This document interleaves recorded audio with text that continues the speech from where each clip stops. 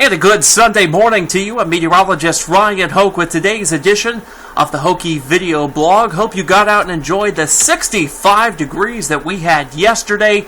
The southerly wind setups that we get this time of year, coupled with a little bit of sunshine, like to overachieve on those temperatures, and I don't think I heard anybody complain about that. I even got outside to put up my Christmas lights, but we'll talk about what you'll need to do with some of those holiday decorations if you got out yesterday and put them up here in just a few seconds. The weather's going to be playing into this. Let's get today, though, to our Hokey weather fact, and we're talking about Thanksgiving historical weather here in Metro Louisville, since, of course, it is the beginning of Thanksgiving week. The most snow to fall on Louisville on Thanksgiving Day was 1.2 inches back in 1938. This is pretty low considering it was just last week that we did have about 3 inches of snow here in the city. So November snows more than this, a little more common. It's just that Thanksgiving Day itself hasn't seen much in the way of snowfall. Lexington's Thanksgiving snowfall record is near 4 inches, so they've gotten a lot more than we have on Thanksgiving.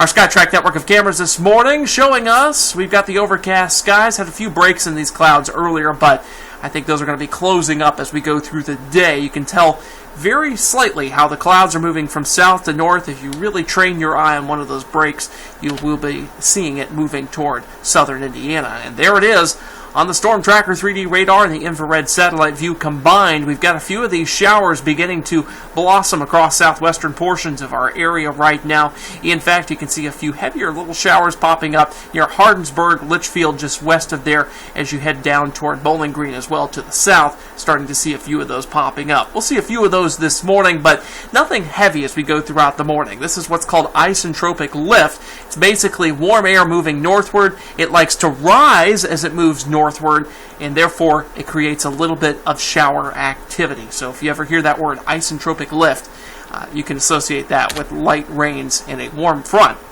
Warm front's going to be moving through here later as we go throughout the day, and that's going to be spreading more and more of this rainfall that's happening out to our south and west. In fact, we've got two merging systems, one over the plains, one over the Gulf states, that's going to be coming together, associated with a big upper-level jet stream that's going to be swinging on through here as we go throughout the next 24 hours. And that's certainly going to lead to some heavy rainfall, and the winds from that jet are going to be causing concern for gusty winds as we go throughout late tonight into early tomorrow. A place that's had some weather issues, Churchill Downs. They have had to close their track for racing a couple of days over the last week thanks to the frozen track that they had, and unfortunately heavy rain's going to become an issue as we go throughout this afternoon's race meet. By 3 o'clock, 60% chance of rain. The heavier rain moves in by 5, though, 90% chance of that.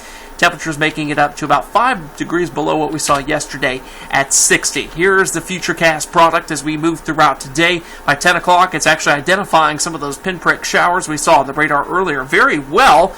And then the heavier rain moves in as we go throughout 2 o'clock. The warm front will be moving through. The heavier rains begin to move in even more so as we go throughout 6:30. In fact, I've pinpointed a 100% chance of rain for the first time in a while around 6, 7, 8, even 9 o'clock this evening, thanks to all of this moving through. And I think the coverage will be at 100% across our 29 counties. Temperatures during this time remain relatively stable. We get this warm stream of air moving in from the south, and we get the cloud cover, helps us to insulate, keep the temperatures pretty homogeneous across the area. It's pinpointing a 61-degree high temperature here on Futurecast. I think we'll be up around 60, though. But by early tomorrow morning, well, we begin to see things clear out in terms of the rainfall somewhat. I think southern Indiana will still be seeing some rain by this time, but the winds really begin to crank up as a cold front moves on into our area. But certainly, with that cold front, we could be seeing 35 to 40 mile per hour gusts. So, if you put out your Christmas decorations yesterday, if you played Clark Griswold, yeah, folks who've seen the movie Christmas Vacation know what I'm talking about, make sure those Christmas decorations are anchored down properly, because we've got these 40 mile per hour wind gusts that could be coming through, and that could take your Christmas lights off your house or the inflatable snowman and put it into the neighbor's yard. So this cold front moves through tomorrow morning. Once it's through, we see a few residual showers through the day, but I think by Monday night, we'll dispel with those. The cooler air moving in by that point, so temperatures peak in the mid to upper 50s early on your Monday before they fall down toward 30 by Tuesday morning, then we see highs in the 40s for both Tuesday and Wednesday. So there's that shot of cooler air as we head throughout your Tuesday there in the blue. But as we head toward Thanksgiving, things become a little more complicated in the forecast. We don't have a whole lot of model agreement on things as we head throughout your Thursday and thereafter. Yesterday we had some agreement that we'd have a few snow showers here on Thursday, but that's even looking less likely now. I've lowered that chance down to 20%. A couple of rain showers, a couple of snow showers possible. There are a couple of differences here, one being that the GFS model wants us to stay a little bit warmer through this time frame, through Thursday, Friday, into Saturday, possibly putting temperatures, at least from the raw data, up into maybe the 40s, closer to 50 in a couple of places in our southern viewing area. But the European model is a little more stout with this cool air moving in, keeps us more toward in the 30s. So I've kind of split the difference here on the forecast. I have put us in the 40s on Thanksgiving. That's above what yesterday's forecast was. I've gone with 44 degrees. By Friday, partly sunny skies, 40. And then I've gone down for Saturday into the 30s because I do think this batch of cold air up in Canada is going to be moving in by that time and decreasing our temperatures into that range, unlike what the GFS shows. So I've favored the Euro somewhat as we've gone through time here on the forecast. Speaking of which, here is the 7-day breakdown. I wanted to show it to you to break down a few things. First of all, Sunday's rainfall chances. A lot of folks like to see it displayed in this format, so I've put it out in graphical form, what we will be seeing through this afternoon, through this evening.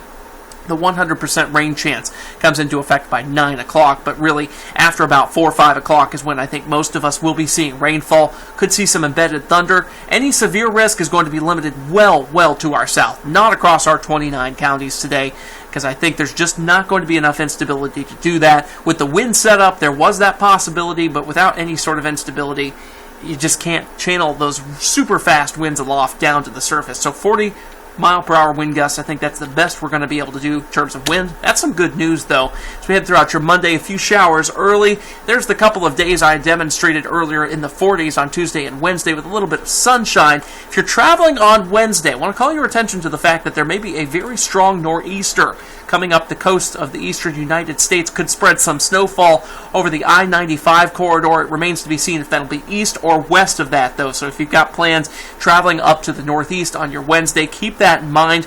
Otherwise, the rest of us here across the Ohio Valley, the Midwest, the South, looking pretty quiet at this time for travel. Temperatures in the 40s during that period. A few clouds hanging around here and there. I did put that rain and snow chance in the forecast for Thanksgiving. It's just a 20% at this point. A couple of rain or snow showers possible. We'll have to keep track of that through the week. Maybe we'll see a few flakes fly on Thanksgiving. That's certainly happened before and could happen again. By Saturday, we're at 36 degrees. I put in a 10% rain chance here. Why have I done that? Well, at this point, it does look like that we are going to have the chance for a system to move through next weekend. Now, will the system be rain or snow? We're still having the squabbling between the models on that right now. If you favored the Euro, though, at this point, it would look like more snow than rain. Something that we'll be keeping an eye on, of course, this time of year. Is always fun around here, especially when you get these amplified setups like we've seen both last winter and more so this fall leading into this winter. So certainly some snow not out of the question as we head toward the next 7 to 10 days, but at this point, chances look very low. Brian Good will be in here tonight. He'll have his snow talk as well as the latest forecast on Wave 3 News at 6 and 11. Until then, we'll see ya. I'm meteorologist Ryan Hoke. Have a great Sunday.